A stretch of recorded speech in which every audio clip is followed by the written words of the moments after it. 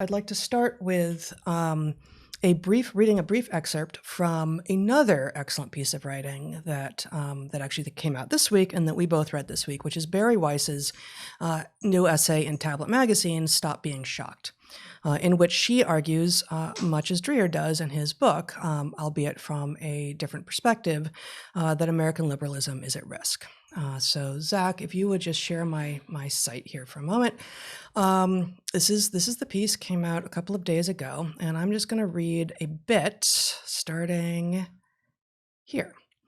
To understand the enormity of the change we are now living through, take a moment to understand America as the overwhelming majority of its Jews believed it was, and perhaps as we always assumed it would be.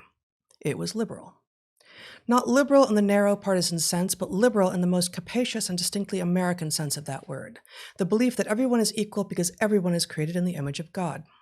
The belief in the sacredness of the individual over the group or the tribe. The belief that the rule of law and equality under that law is the foundation of a free society. The belief that due process and the presumption of innocence are good and that mob violence is bad.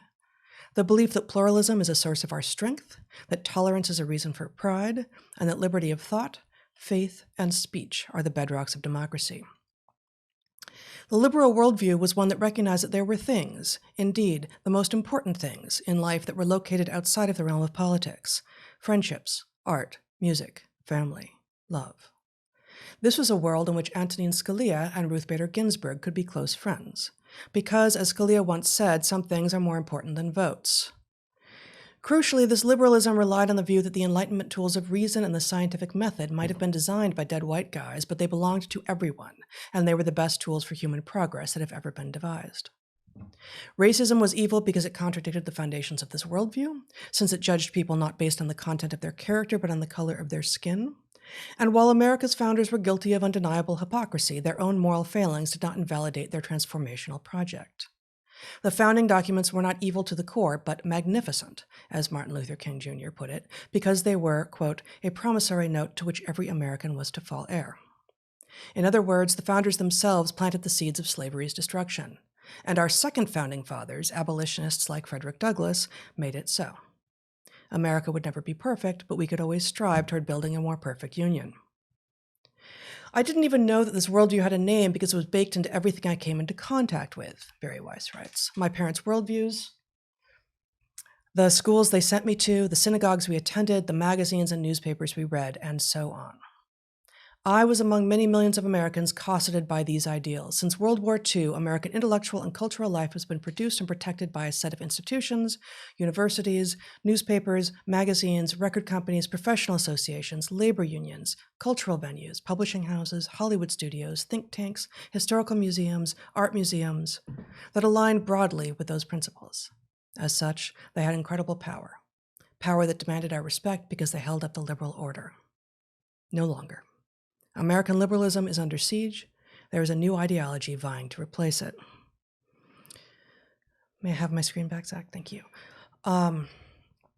So earlier in the essay, just one more very brief quote from Bari. She says, Bari Weiss, the confusion, and there seems to be a good deal of it these days, is among American Jews who think that by submitting to ever-changing loyalty tests, they can somehow maintain the old status quo and their place inside of it. I share that first, not merely because it is, as we have come to expect from Bari, both insightful and incisive in terms of its ideas, but also beautiful and careful writing.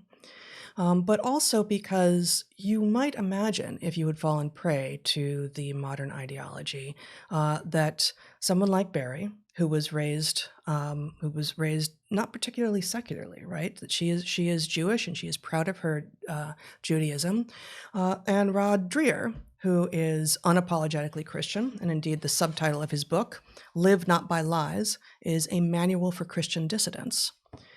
That Bari and Rod might not have much in common, but of course they do and we do.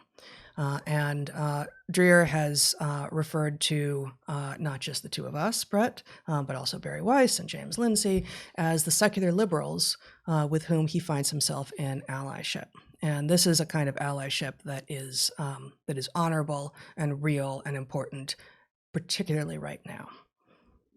So I want to place this in a little bit of context, maybe Yeah. a couple different kinds of context. First of all, I should say the essay is excellent and well worth a complete read. Mm-hmm. It is very much from a Jewish perspective, and I want to point out why this is so resonant. Yeah. So Bari's thesis in her most recent book is effectively that when the center doesn't hold, it collapses on Jews, that this is the explanation for many of the atrocities that history has seen. And so in effect, she is raising the alarm that the center is collapsing. And we can talk, and we have talked over the last 50 episodes and elsewhere about why the center is collapsing. In effect, it is being punished out of existence by fringes on both sides.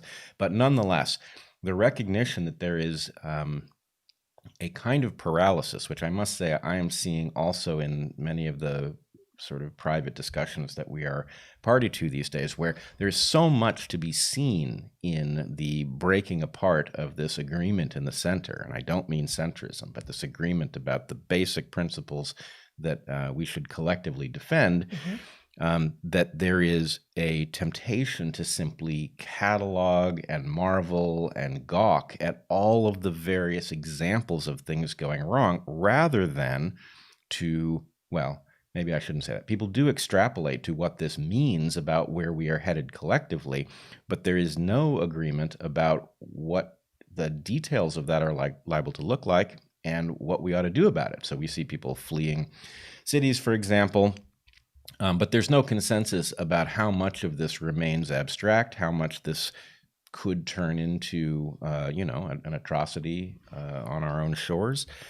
And this is part of why I find, that we are going to talk about three of the things that I pulled from Dreer's book that we have talked about separately, but that he really puts front and center, that are ways that those of us who are maybe dissident Christians or Jews watching the center collapse, or secular liberals, or some combination of those, or outside of any of those groups, and yet watching this what Dreer calls a soft totalitarianism or therapeutic totalitarianism, that we need to return to some principles that we will talk about here of the value of family, the value of privacy, and the value of community. And how is it that we can actually recover and reinvigorate our own selves above and beyond the level of the individual, to return ourselves to family, privacy, and